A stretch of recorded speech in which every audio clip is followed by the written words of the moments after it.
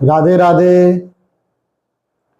अक्सर हम सबके मन में एक प्रश्न आता है कि क्या हम भक्ति और ज्ञान दोनों मार्ग पर एक साथ चल सकते हैं या नहीं। क्या दोनों को होना जरूरी है। तो हम इस पर कह सकते हैं कि हम भक्ति मार्ग और ज्ञान मार्ग दोनों पर एक साथ चल सकते हैं, लेकिन कुछ दूरी तक। वास्तव में भगवत गीता और उपनिषद में भी इस संतुलन की प्रशंसा की गई है। कैसे संभव है दोनों मार्ग पर साथ चलना। ज्ञान मार्ग का उद्देश्य आत्मा और परमात्मा का तत्व ज्ञान प्राप्त करना है। मैं शरीर नहीं हूं, आत्मा हूं।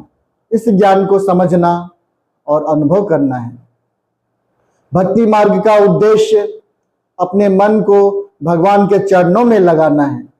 प्रेम, श्रद्धा और समर्पण से ईश्वर की आराधना करना है। जब ज्ञान बिना भक्ति के होता है तो वह शुष्क सूखा हो जाता है। जब भक्ति बिना ज्ञान के होती है तो वह अंधश्रद्धा बन सकती है।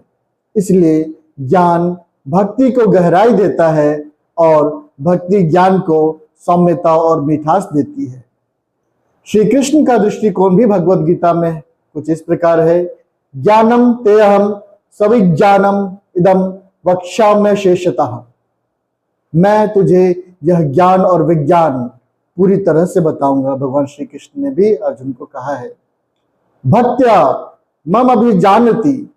भक्ति से ही कोई मुझे यथार्थ रूप से जान सकता है। श्री कृष्ण भगवान स्वयं ज्ञान और भक्ति दोनों की महिमा बताते हैं। निष्कर्ष के रूप में हम यह कह सकते हैं कि हाँ, भक्ति और ज्ञान दोनों मार्ग पर एक साथ चलना न केवल संभव है बल्कि सर्वोत्तम भी है। ज्ञान हमें दिशा देता है कि वह कौन ईश्वर है। भक्ति उस ईश्वर से हमारा संबंध जोड़ती है।